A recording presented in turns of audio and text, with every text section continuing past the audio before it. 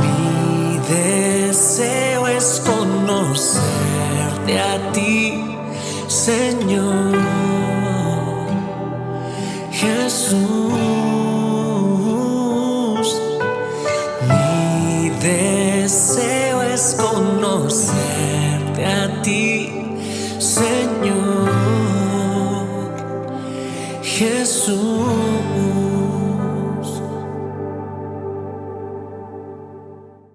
Hola, ¿qué tal? Qué gozo, qué bendición poder saludarte en una edición más de tu devocional, Tu Tiempo con Dios. Gracias por acompañarnos día tras día. Saludos cordiales a todos los hermanos que escriben diariamente.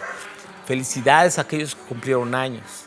Recientemente me decía mi esposa, felicita a un matrimonio que cumplió 31 años, 32 de matrimonio. Y pues, aunque no tengo el dato de momento, muchas felicidades a aquellos que comparten sus cumpleaños, sus aniversarios, a los pastores que comparten todos los días el devocional con sus iglesias. Un fuerte abrazo, que Dios cumpla su propósito en tu vida y que te siga llevando de victoria en victoria cada día. Te bendigo en el nombre de Jesús. Acompáñanos en la escritura que corresponde en el Evangelio según San Marcos, capítulo 9, versículos 2 al 13, la gloria de la transfiguración. 6 días después tomó Jesús a Pedro, a Jacobo y a Juan y los llevó aparte solos a un monte alto y se transfiguró delante de ellos. Y sus vestidos se volvieron resplandecientes, muy blancos como la nieve, tanto que ningún lavador en la tierra los puede hacer tan blancos. Y les apareció Elías con Moisés que hablaban con Jesús. Entonces Pedro dijo a Jesús: Maestro, bueno es para nosotros que estemos aquí y hagamos 3 enramadas, una para ti, otra para Moisés y otra para Elías. Porque no sabía lo que hablaba, pues estaban espantados. Entonces vino una nube que les hizo sombra y desde la nube una voz que decía: Este es mi Hijo amado, a él oíd. Y luego cuando miraron no vieron más a nadie consigo, sino a Jesús solo. Y descendiendo ellos del monte les mandó que a nadie dijesen lo que habían visto, sino que el Hijo del Hombre hubiese resucitado de los muertos. Y guardaron la palabra entre sí, discutiendo qué sería aquello de resucitar de los muertos. Y le preguntaron diciendo: ¿por qué dicen los escribas que es necesario que Elías venga primero? Respondiendo él les dijo: Elías a la verdad vendrá primero y restaurará todas las cosas. Y como está escrito del Hijo del Hombre, que padezca mucho y sea tenido en nada. Pero os digo que Elías ya vino y le hicieron todo lo que quisieron, como está escrito de él. La gloria de la transfiguración. En este capítulo 9 encontramos este pasaje tan importante porque en la transfiguración vemos cómo Dios nuevamente vuelve a ratificar la autoridad de Cristo. No solamente que Él es su Hijo, ratifica su ministerio, la voz de Dios hablando desde el cielo. Jesús se lleva a este monte a Pedro, a Jacobo y a Juan. Se cree que estos 3 discípulos era el círculo íntimo de Jesús dentro de los 12. Sí, esto fue después de la anunciación acerca de su pasión, de su muerte. Él sube a este monte alto y se transfigura delante de ellos. De tal manera que sus vestidos se volvieron tan blancos, tan resplandecientes, de una manera tan gloriosa. Y se le ve en esa escena conversando con Moisés y con Elías. No sabemos qué es lo que ellos hablaron.